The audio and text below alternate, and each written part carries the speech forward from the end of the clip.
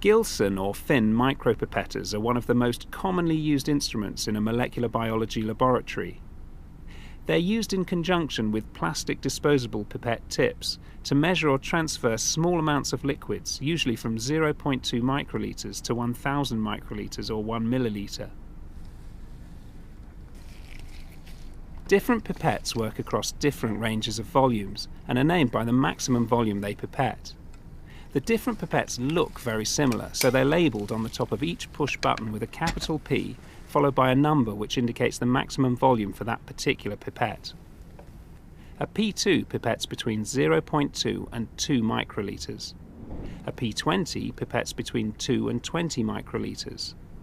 A P200 pipettes between 20 and 200 microliters. And a P1000 pipettes between 100 and 1000 microliters. A pipette is an expensive precision instrument. Improper use will damage the pipette, so correct use is essential. You should never use a pipette to measure volumes outside of its range. For example, using a P200 to pipette to lower volumes such as 10 microliters or to higher volumes such as 250 microliters will result in inaccurate volume measurements and will damage the internal mechanism of the pipette.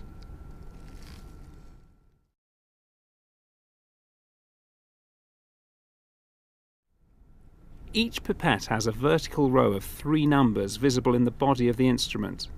To set the volume, you can use either the thumb wheel or, on newer models, the push button. This will cause the 3 number dials in the body of the pipette to rotate and change the volume of liquid that will be taken up. However, the dial numbers indicate different volumes depending on which pipette is used. For example, these 3 pipettes have been set to read the same numbers on the dial, 152. For the P2, this means that the pipette is set to a volume of 1.52 microliters. The bottom 2 dials are in red, indicating 5/10 and 2/100 of a microliter. For the P20, this means that the pipette is set to a volume of 15.2 microliters. The red bottom dial shows 2/10 of a microliter. With the P200, the same visual setting means that the pipette is set to a volume of 152 microliters. This P1000 is set to 052, which indicates a volume of 520 microliters. A setting of 100 indicates the maximum volume for this pipette, which is 1000 microliters. The uppermost number is in red, which for this pipette indicates the number of milliliters.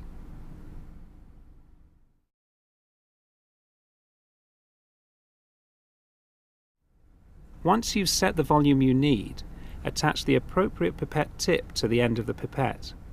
P20 and P200 pipettes use the same yellow tips. P1000 pipettes use larger blue tips. Another type of tip called a filter tip is often used in the laboratory. The sterile filter within each tip can help to prevent contamination. Hold the pipette with one hand, with the narrow side resting in the palm of the hand. Add the pipette tip by gently but firmly pushing the pipette into the pipette tip, which is held in a tip box. You may need a little practice to learn to apply the right amount of pressure to give a good airtight seal between the tip and the pipette.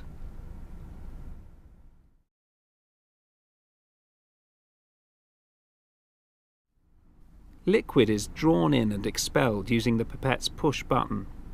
Gently apply pressure to the button with your thumb until you feel a natural stop. This is called the first stop.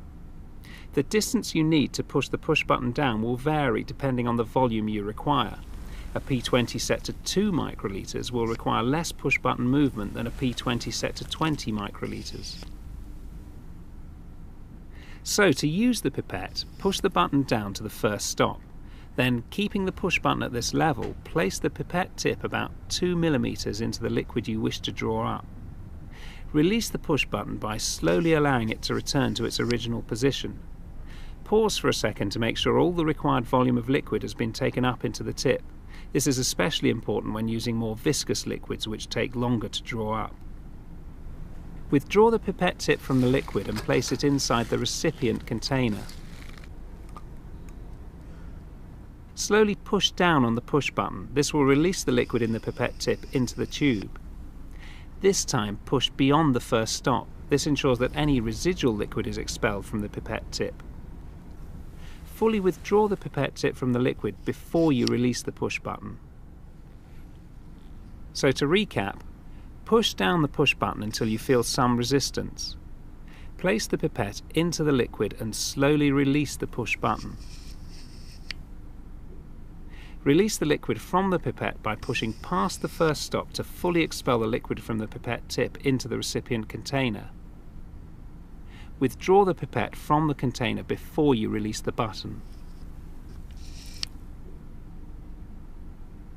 For very small volumes, the aspirated liquid can hang in a drop from the end of the tip and may not be transferred to the tube at all.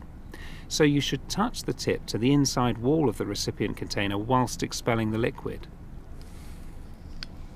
Once you've aspirated the liquid, release the pipette tip from the pipette by pressing down on the tip ejector. This is the small white button at the top of the main body of the pipette. Be sure that the attached pipette tip is inside the appropriate waste container before pressing the tip ejector. A new clean pipette tip should be used with each new liquid, or if the tip touches any surface or any liquid other than the one you're pipetting. If in doubt, change the tip.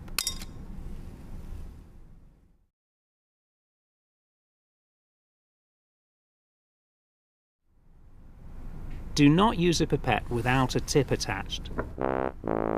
Liquid should never enter the body of the pipette. It will cause the pipette to corrode and will be a major source of contamination between liquids and experiments. Do not use a pipette past its volume limits. This causes pipetting inaccuracies and also damages the pipette. If you're having trouble attaching a tip to your pipette, don't repeatedly jam the pipette into a tip.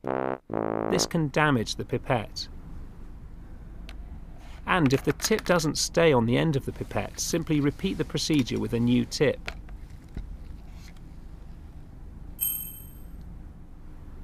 When pushing down the push button to take up a set volume of liquid, don't push past the first stop. If you push past the first stop, the volume you then take up will be too large.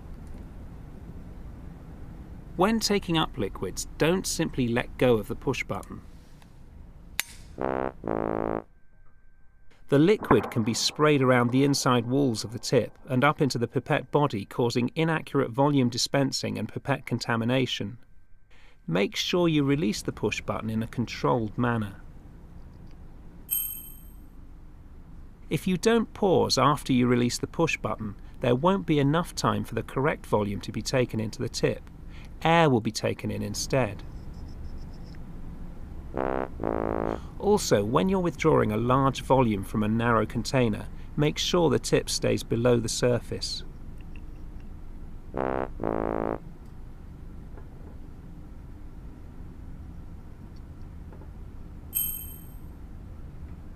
Whenever you have liquid in a pipette tip, don't lay the pipette down.